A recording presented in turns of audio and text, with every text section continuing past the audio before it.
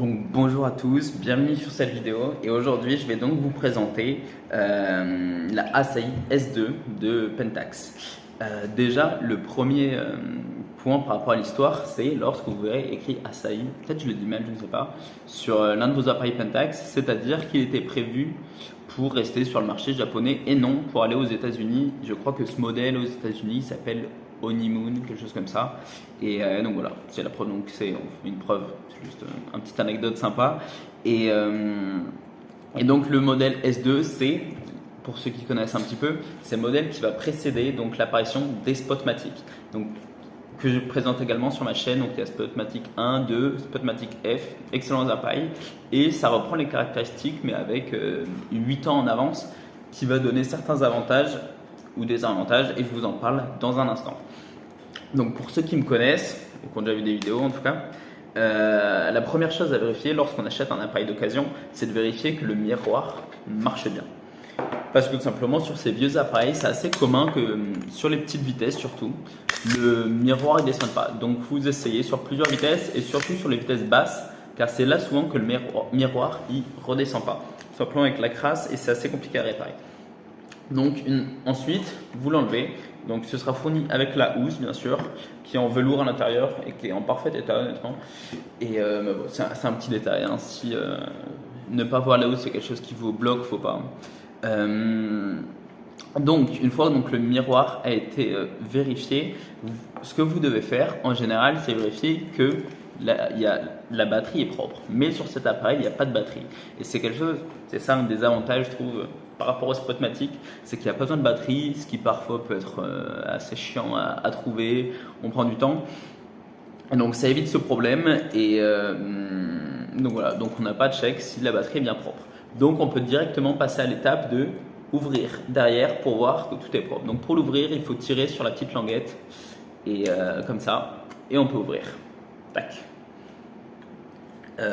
Et ce que vous devez faire dans un premier temps, c'est vite vérifier que le rideau est en bon état et qu'il s'ouvre bien.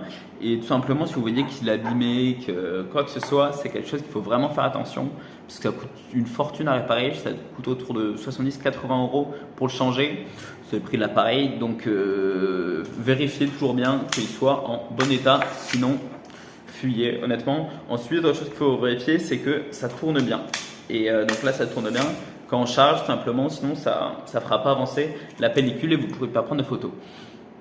Et donc, pour ceux qui décident de l'acheter et qui n'ont jamais rechargé un appareil, donc déjà, il faudrait une bobine de 35 mm, et ce qui est la plus classique à trouver. Vous levez ici et vous mettrez votre pellicule ici. Ensuite, vous redescendez pour que cette petite barre, elle rentre à l'intérieur. Vous prendrez le bout de la bobine et vous viendrez le placer à l'intérieur de ces dents, de ces stries. Et ensuite, vous faites un premier coup pour vérifier que ça tourne bien et que ça s'enroule. Et ensuite, vous pouvez fermer. Vous remontez ici, tac. Et vous activez, je remonte, ça sera plus rapide. Et ensuite, vous activez 2 fois.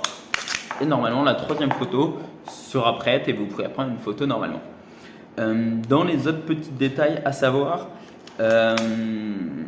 c'est par exemple sur cet appareil photo ici, il y a un compte prise qui est assez différent de ce qu'on voit normalement. Il y a un petit bouton qui tourne et ici on a tout le, bon voilà, c'est juste un compte prise assez classique en quelque sorte. Ici, ça c'est un autre détail qui est assez utile, souvent les gens ne le savent pas, c'est une roue simplement pour savoir si pour savoir quel type de photo vous avez dedans. Et par exemple, si vous avez en couleur, vous allez sur en couleur et vous mettez le nombre d'ISO que vous avez. Et donc voilà, c'est un petit numéro pour ISO pour savoir ce qu'il y a à l'intérieur de votre appareil photo. Cet appareil est assez simple à présenter parce qu'il n'y a quand même pas grand chose, c'est un des plus simples et c'est ça que je trouve assez agréable sur lui, c'est qu'il est super solide, vous n'aurez aucun problème, il vous durera vraiment toute une vie, tout simplement parce qu'il est assez rustique et donc c'est parfait pour moi c'est l'appareil parfait pour débuter parce qu'il n'y a pas besoin de beaucoup de réglages, il n'y a pas besoin de, on sait que ça n'abîmera pas, il n'est pas spécialement cher. Et donc voilà, c'est vraiment un appareil qui est vraiment top, qui est très beau et qui en termes d'histoire est aussi assez sympa. Donc voilà, moi sur tous les points qui sont importants pour débuter. C'est un appareil que je recommande et que je trouve très sympa. Je réfléchis à si j'ai oublié quelque chose. Ah non. Donc là, il y a un petit bouton en dessous.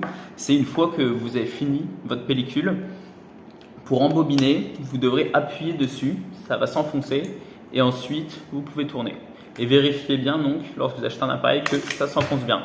Et donc, quand vous prenez une photo, il redescend.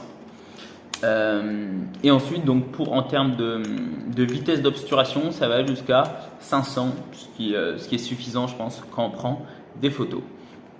Et une fois que c'est chargé, il y a un petit point orange qui s'allume ici. Et ah non, dernier point à vérifier, je ne pense pas que vous verrez grand chose, mais je vous montre, c'est de vérifier que lorsque vous mettrez votre œil dans, je ne sais même pas comment ça s'appelle, vérifiez qu'il n'y ait pas de traits ou qu'il y ait trop de poussière, sinon ça rend juste quand même la prise de photo moins agréable. Donc voici, donc la présentation est finie, n'hésitez pas si vous avez la moindre question.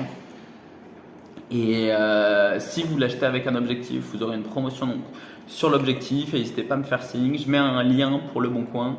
Et mais voilà, bonne journée à vous et profitez bien de vos vacances si vous en avez.